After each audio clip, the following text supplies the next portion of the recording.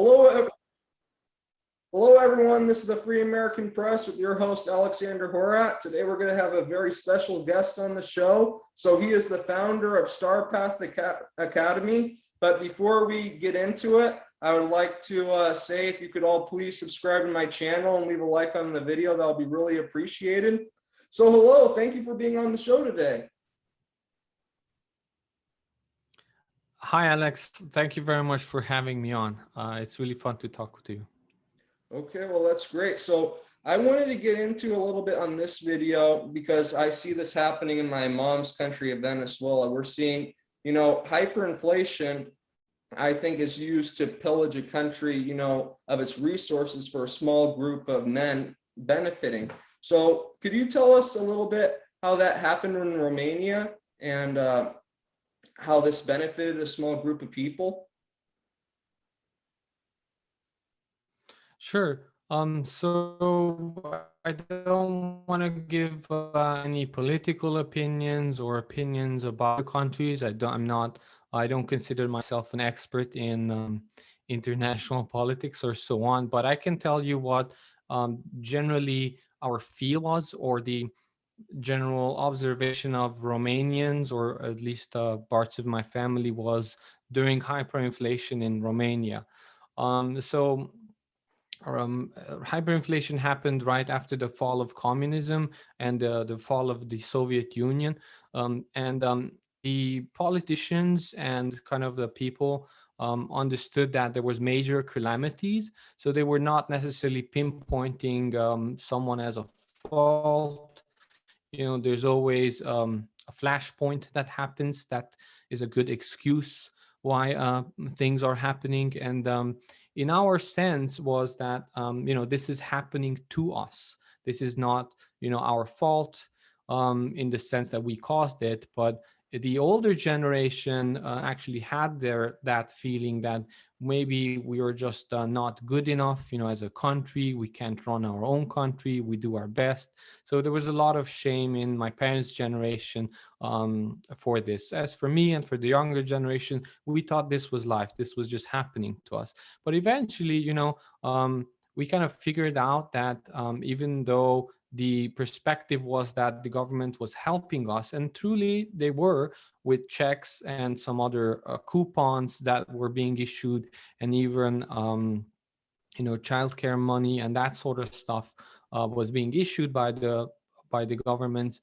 The government was actually printing more money, right, and putting those zeros onto the bills of paper that we were using. So in essence, I'm not sure if you understand, but like the money is being printed, right? It's not just appearing from somewhere. There's somebody pushing the print button on those printers and putting those zeros on. So if essentially the government is devaluing your currency, even though they're helping you with one hand, they're devaluing your currency, right?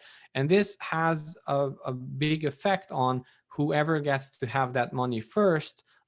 Is able to spend it at a higher purchasing power, and by the time it trickles down to the average folk, that purchasing power diminishes. So in that point, those who are close to the pot always benefit from it. But not just that, on a bigger picture, we all understood that this was a big problem, and there were changes needed to be done because industry stopped. And we can get into why industry stops in these cases. But one of the things that you could do in this case is just sell off industry, right? Well, who determines that, especially in the cases where a lot of the things were nationalized? There are people in the government who have to determine what gets sold at what price and so on. And then there are neighboring countries that are not going through inflation or hyperinflation or these calamities, and they're very happy to come and purchase these machinery or land or resources from a country, right, at a very cheap price. And I could give you examples where factory machinery like milling machines were purchased at a price from Western European countries that were in our case, which were lower than the metal inside of the machine. So you could, a lot of people who were actually making the selling, government people could have really good deals, and you would know that they are getting rich. And eventually, an oligarchy formed in my opinion, in Romania, and in a lot of people's opinion, that kind of took over from that point, and they could run the country to the ground if they that is what they pleased, right? And we got stuck for a lot of time in that situation. Yeah, it seems like hyperinflation is planned. It almost seems like it's just a way to pillage, a country, steal all the money from its people. People starve, but it's benefiting a small group of very wealthy and powerful men. And we saw that in Venezuela, my mom's country. The people lost everything, and just a small elite stole everything, all the businesses, everything, the farms. And now China is basically pillaging, taking all these resources basically for free, and the people aren't getting anything in return for it. So it's really scary what they're able to do. And just to ask you, so was there a lot of debt before the government allowed this hyperinflation to occur in Romania? So on the first part, so countries from the outside do tend to take advantage of this situation, and essentially it feels like they're helping you.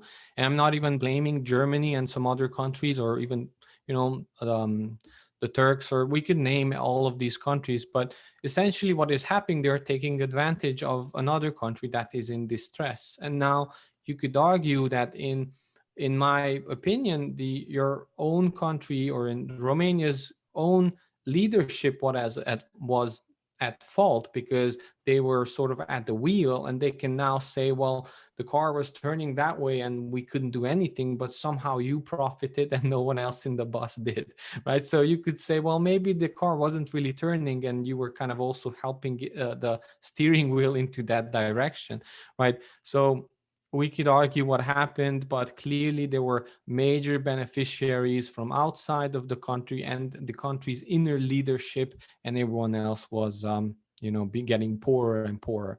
And to answer the second part of the question, it was that we actually did not have a lot of debt.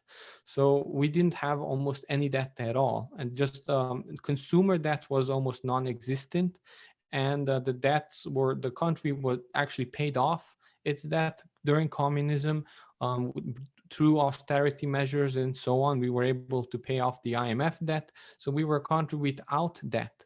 But through hyperinflation, selling off everything was not enough, right, to get out of this situation. And then we had to take on new debt, of course. Now, again, we could argue why and how we took that debt, and the why from these entities and not from those entities. Again, politics and a lot of that thing has to play into it. But we became a nation, from a nation who didn't have almost any debt, definitely no international debt, into a nation that suddenly was now very poor, and the cheapest labor force in Europe, with some other countries as well. And just that thing can happen in such a short period of time was mind-boggling to me. So I had to do a lot of research in order to find out how it is done, uh, to a country, or how a country can Yeah, do to yeah. this to itself. It almost seems like a form of colonialism in a sense, because we saw during, the English, when they had the English Empire, the British Empire, I mean, they were basically, they destroyed these countries, but then they got cheap labor pools, everything else. So basically, this was a planned event. Romania didn't need a star, but it was because of their politicians that it did, because, people sold out the country. Um, so I think a really big question for everybody across the world is, how can we stop governments from doing this? How can we stop, people from selling out their countries? What do you think would be a good thing to do to stop this? Well, I think government has its purpose, right? And there are, good governments and bad governments, and keeping governments accountable is the very first thing that you have to, um, in your own country, you have to get into politics, run for local offices, and if you think you have the right idea, argue your viewpoints, and even if you don't get to there, you're spreading your experience and how you see these things, and these things can be done in a very you know polite and gentleman manner, where you can argue for things and have counter arguments and so on. So the very first thing is to spread the word and let other people find out what's happening. Don't necessarily push your opinion onto them, but ask the right questions when they themselves do some research. And the second thing is not to be dependent on government. The more dependent you are on government, it will be very hard for you to say no to whatever government action is happening, because basically you gave your independence up to them, and now you're suffering the consequence. So it was your fault because you became dependent on government, and now government is maybe turning its down the road where you don't want to go, but you're on the bus, so you're going with them whether you like it or not. So the first thing is to be active in government and be active in politics in a peaceful organized manner where you share your opinions. And the second thing would be to um, know that government has its purpose, but don't rely on government solely.